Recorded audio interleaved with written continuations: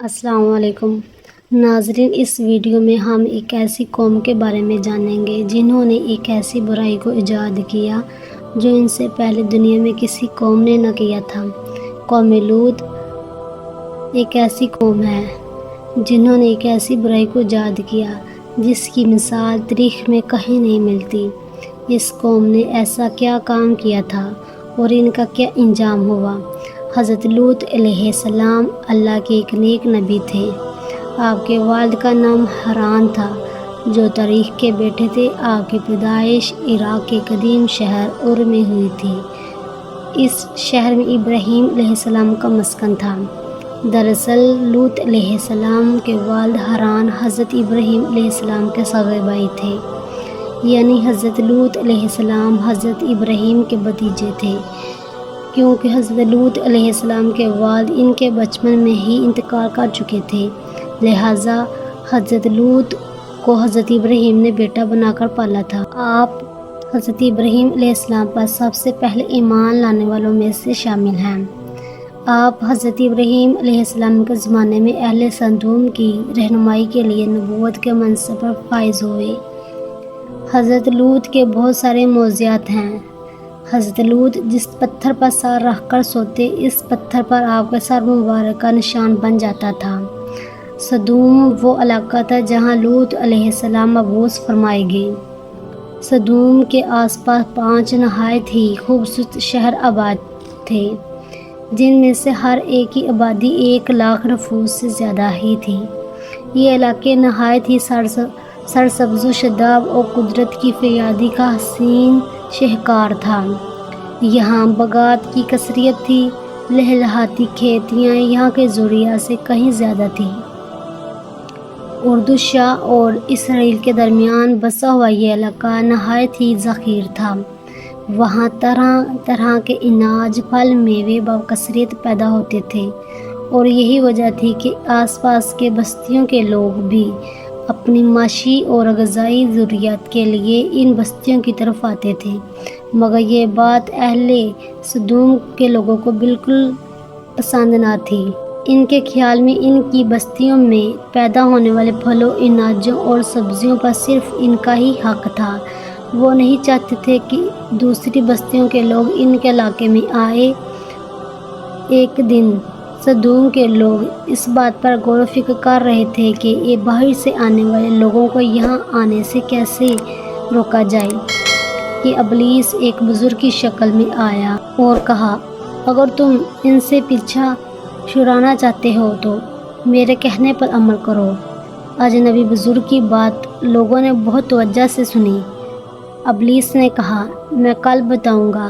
دوسرے دن ابلیس ایک خوبصورت نوجوان لڑکی کی بیس میں آیا اور انہیں اپنی عورتوں کی بجائے مردوں کے ساتھ پہلے بدکاری کرنا سکھایا۔ ابلیس نے کہا کہ اگر تم ان بستیوں کے لوگوں سے نجات چاہتے ہو تو جو تمہاری بستی میں آ جاتے ہیں، تو ایسا کرو کہ جب بھی کوئی شخص تمہارے علاقے میں آئے تو تم لوگ زبردستی اس کے ساتھ اپنی خواہش پوری کرو۔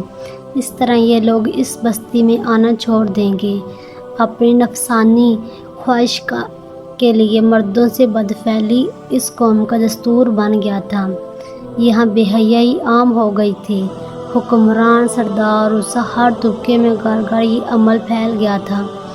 بڑی محفل میں یہ لوگ اس فعل کے کام کو کر کے خوش ہوتے تھے۔ کوئی بھی محفل اس کام کے بغیر ادھوری سمجھی جاتی تھی۔ خاص کر مسافروں میں سے کوئی خوبصورت لڑکا ہوتا تو یہ لوگ اسے اپنا شکار بنا لیتے۔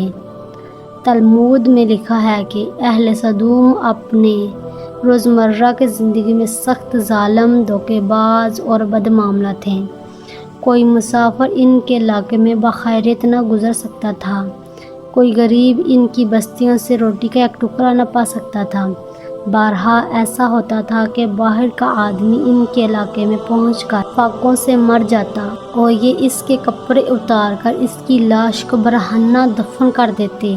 اپنی وادی کو انہوں نے ایک باغ بنا رکھا تھا جس کا سلسلہ میلوں تک پھیلا ہوا تھا۔ اس باغ میں وہ انتہائی بے حیائی کے ساتھ علانیہ بدکاریاں کرتے تھے۔ حضرت لوط علیہ السلام نے انہیں توحید کی دعوت دی۔ اور بدکاری کے اس گھناؤنے عمل سے توبہ کرنے کا حکم دیا۔ حضرت لوط نے کہا، تم بے حیائی کیوں کرتے ہو؟ کیا تم عورتوں کو چھوڑ کر لذت حاصل کرنے کے لیے مرد کی طرف مائل ہوتے ہو؟ حقیقت یہ ہے کہ تم احمق لوگ ہو۔ حضرت لوط اہل سدوم کو دن رات وعظ و نصیحت کیا کرتے، لیکن قوم پر اس کا کوئی اثر نہ ہوا، بلکہ وہ بہت فخریہ انداز میں یہ کام کرتے تھے۔ انہیں حضرت لوط کا سمجھانا بھی برا لگتا تھا، لہٰذا انہوں نے صاف صاف کہہ دیا کہ اگر تم ہمیں اس طرح برا کہتے رہے اور ہمارے کاموں میں مداخلت کرتے رہے تو ہم تمہیں اپنے شہر سے نکال دیں گے۔ حضرت لوط نے نصیحت و تبلیغ کا سلسلہ جاری رکھا، لہٰذا ایک دن اہل سدوم نے خود ہی عذاب الہی کا مطالبہ کر دیا۔ اب تک ان کے اس بدترین فعل اور بدکاری کے باوجود ڈیل دے رکھی تھی، لیکن جب انہوں نے حضرت لوط علیہ السلام سے ایک دن کہا کہ اگر تم سچے ہو تو ہم پر عذاب لے آؤ، لہٰذا ان پر عذاب الہی کا فیصلہ ہو گیا۔ اللہ نے اپنے خاص فرشتوں کو دنیا کی طرف روانہ کر دیا۔ حضرت جبرائیل، میکائیل اور اسرافیل علیہ السلام تھے۔ پھر یہ فرشتے حضرت لوط علیہ السلام کے گھر تشریف لے گئے۔ حضرت لوط نے جب ان خوبصورت نوعمر لڑکوں کو دیکھا تو سخت گھبراہٹ اور پریشانی میں مبتلا ہو گئے۔ انہیں یہ خطرہ محسوس ہوا کہ اگر ان کے قوم کے لوگوں نے انہیں دیکھ لیا تو نہ جانے وہ ان کے ساتھ کیا سلوک کریں گے۔ حضرت لوط کی بیوی کا نام وائلہ تھا۔ اس نے آپ پر ایمان نہیں لایا تھا اور وہ دراصل منافقت تھی، وہ کافروں کے ساتھ تھی، لہٰذا اس نے جا کر اہل سدوم کو یہ خبر دے دی کہ لوط کے گھر نوجوان لڑکے مہمان ٹھہرے ہوئے ہیں۔ یہ سن کر بستی والے دوڑتے ہوئے حضرت لوط کے گھر پہنچے۔ حضرت لوط نے کہا، اے قوم، یہ جو میری قوم کی لڑکیاں ہیں یہ تمہارے لیے جائز و پاک ہیں، اللہ سے ڈرو اور مجھے میرے مہمانوں کے سامنے رسوا نہ کرو۔ کیا تم میں سے کوئی بھی شائستہ آدمی نہیں؟ حضرت لوط کی بات سن کر وہ لوگ بولے، تم بخوبی واقف ہو کہ ہمیں تمہاری بیٹیوں سے کوئی حاجت نہیں، اور جو ہماری اصل چاہت ہے اس سے تم بخوبی واقف ہو۔ قوم لوط کے اس بے شرمانہ جواب سے اندازہ لگایا جا سکتا ہے کہ وہ فعل بد میں کس حد تک مبتلا ہو چکے تھے۔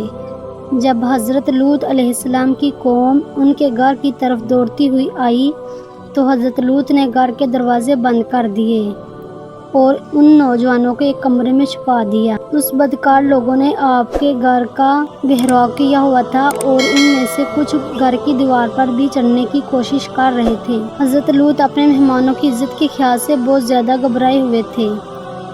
فرشتے یہ سب منظر دیکھ رہے تھے۔